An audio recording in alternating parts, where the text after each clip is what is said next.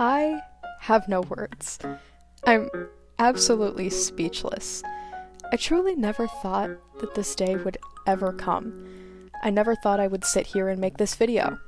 And yet, here we are. It's no surprise to anyone that Animal Crossing New Horizons was a game that released during desperate times in 2020, and it took the gaming community and internet as a whole by storm. It quickly became popular, and to this day, it's still the second best-selling game on Nintendo Switch consoles. But, unfortunately, the next year in 2021 brought bad news for New Horizons players. Nintendo announced they would be releasing Update 2.0 for the game, which they said would be the final major content update for the foreseeable future.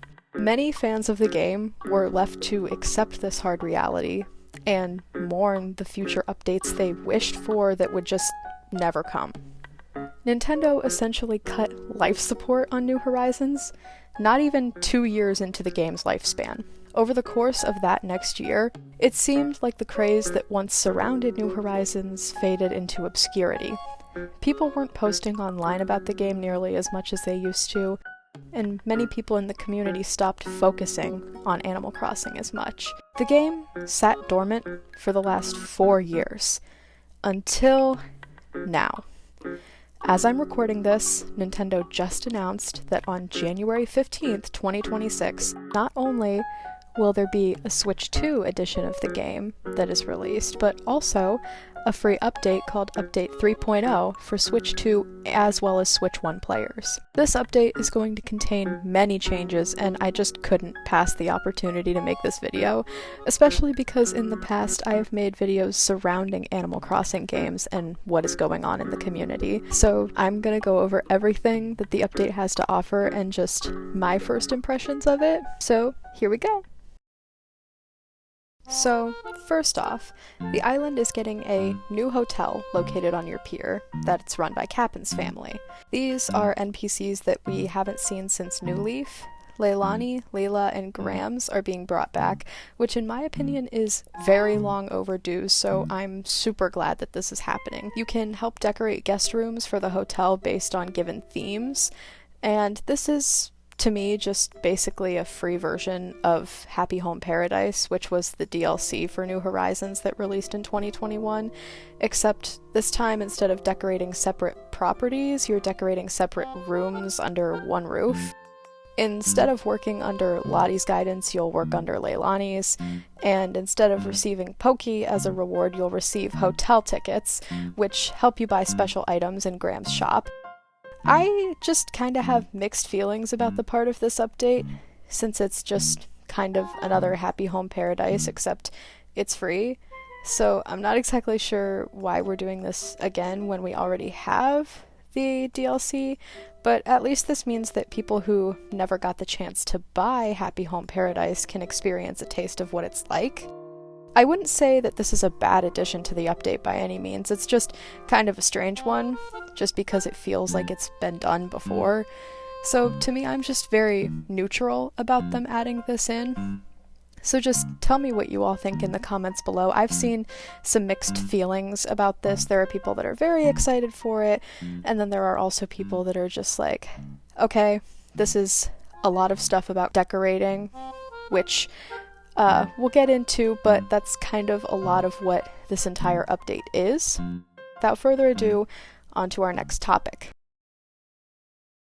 Next up, we have bulk crafting, which wasn't something directly advertised as part of this update, but while a character is crafting something in the update trailer, people caught on to the fact that you're briefly shown a screen that says, "How many would you like to craft?" And there's a slider that you can change to show you the desired number of items that you want to craft.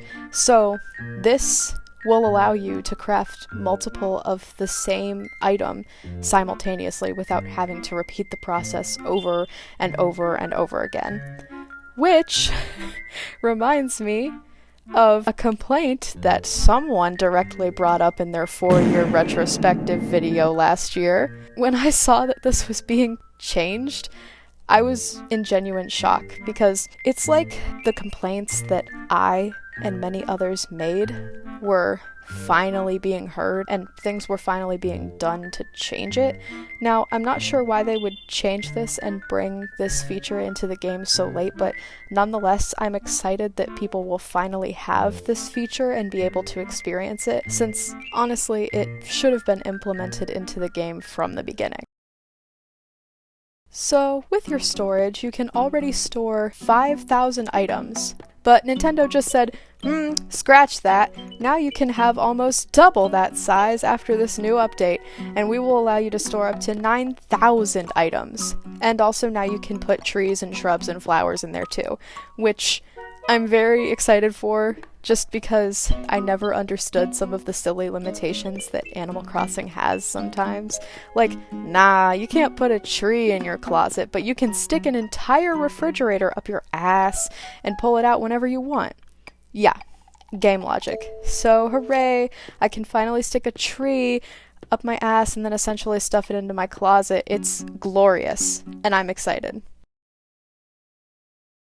Resetti is another NPC from previous Animal Crossing titles who's finally coming back, and this time he's going to be in charge of his own reset service. Now, I have conflicting feelings about this. Essentially, the reset service just allows you to select a given area on your island and just have all the decor and objects completely removed, just basically giving you a blank canvas again to redecorate. And all your items that were there previously will be automatically sent to your storage.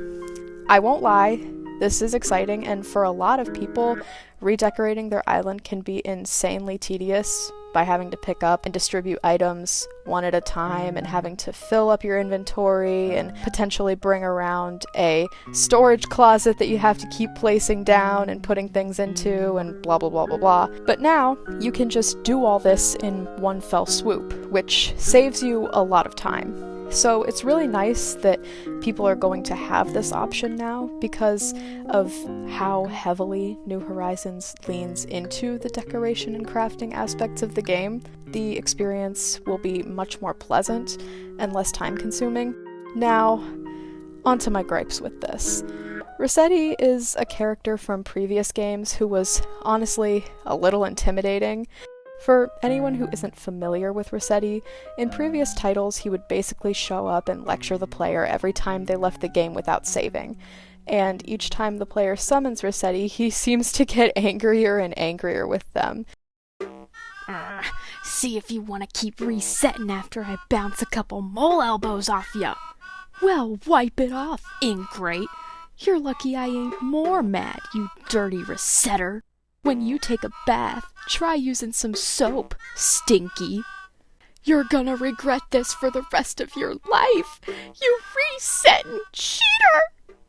So, yes, Resetti is a harsh character who would throw insults at the player like it was nothing.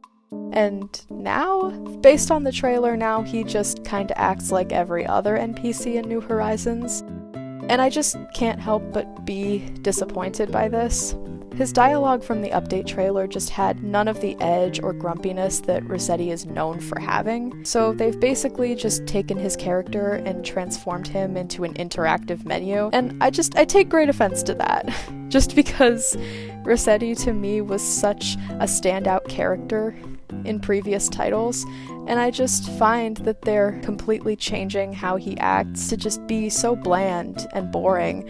I'm sorry, I want the Resetti that calls me names and insults me and gets all up in my face and yells at me for minutes on end. Not because I'm a masochist, but because it's interesting. There's nothing interesting about his dialogue or character that they've shown from the update trailer. And that just hurts, just because New Horizons just keeps sucking out all of the life from any NPC who used to have identifiable character traits. And while I am glad that they're adding Resetti back to the game, there's almost a part of me that would just rather them not put him back into the game if it meant that his character would be assassinated in this way. Like, even just adding a little bit of his sarcasm back into his dialogue, I would just highly appreciate it. I don't want to sound ungrateful here. I am glad that they're adding an NPC that we haven't seen in a very long time back into the game. I, of course, just wish it were under better circumstances. Now, remember, once again, how someone complained in a video last year about New Horizons lacking a cohesive online multiplayer mode. Now we're going to have what's called Slumber Islands, which the player can travel to while they sleep and decorate and terraform the island to their liking. Now, you may be asking, why add this feature if you can just decorate your normal island? Turns out, you can also bring friends to your Slumber Islands and decorate them together. Holy shit, I can actually decorate and terraform something while having friends present? This is unheard of. This is a crazy good idea, and I'm surprised they're only implementing co-op island creation in the game as of now.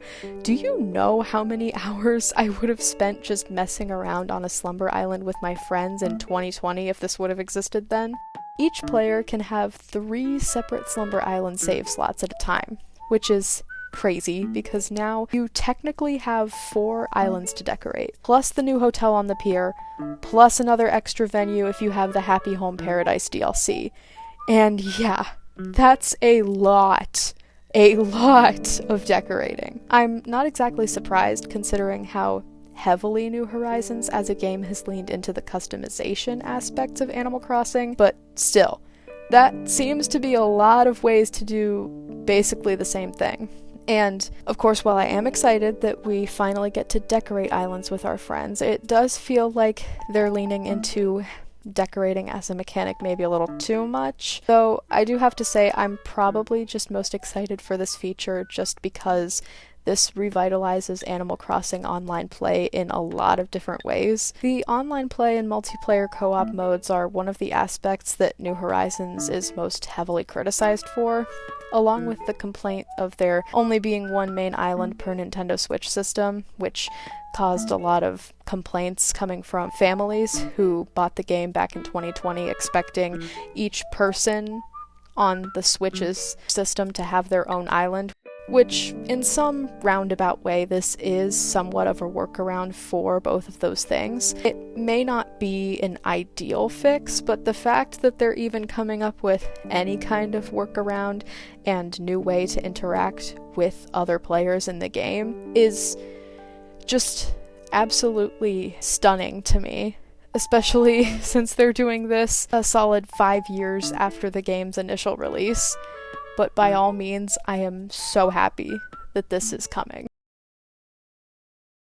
So now, we are on to our last category, which we got a first look into the new collaborations Nintendo is bringing us. And first up, we have a collab with LEGO, which makes sense. LEGO started making Animal Crossing sets in 2024, so it only makes sense for the collab with LEGO to finally make its way into the Animal Crossing world as well. And we got these sneak peeks of a bunch of cool new furniture items, like this LEGO couch that we see from the trailer, and also LEGO-related clothing items. And I just think that this will be a very fun addition to decor items, and I can totally see people using these items to create their own LEGO-inspired area of their town. And then the next collab we got shown was the Legend of Zelda collab, which will bring us Zelda-themed clothing, furniture items, and even new villagers that are based off of characters from Breath of the Wild and Tears of the Kingdom, such as Tulin and Minoru. I was overjoyed when I saw this.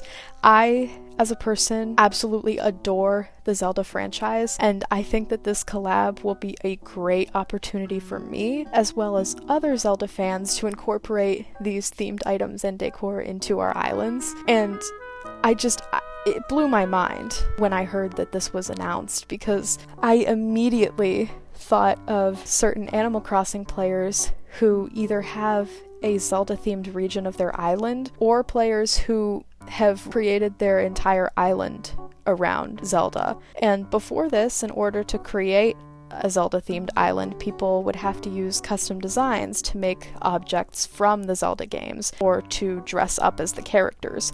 So I think it's really cool that we finally get to see the official version of these items that people have been wanting for so long. And finally, our last collab that was announced is a Splatoon-themed collab that introduces new furniture, clothing items, and, of course, new villagers, Cece and Viche, who have also appeared in previous Animal Crossing titles as cosplayers of Splatoon characters, and this time they're cosplaying as Fry and Shiver from Splatoon 3.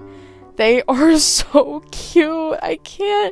I love this collab, and personally, as someone who just got into playing Splatoon this year, I am so excited to build a Splatoon themed room in my house with all the new furniture, and I'm gonna have so much trouble trying to figure out how I'm gonna fit all of these new collab villagers into one island. I'm actually overjoyed. Now that I have gone over everything that was announced in the 3.0 trailer, I just wanted to take a moment to reflect on my opinions of the overall update and just end with some closing thoughts. Like I said in the beginning of this video, I am still in genuine shock that this is even happening. And don't get me wrong, I am over the moon that it is.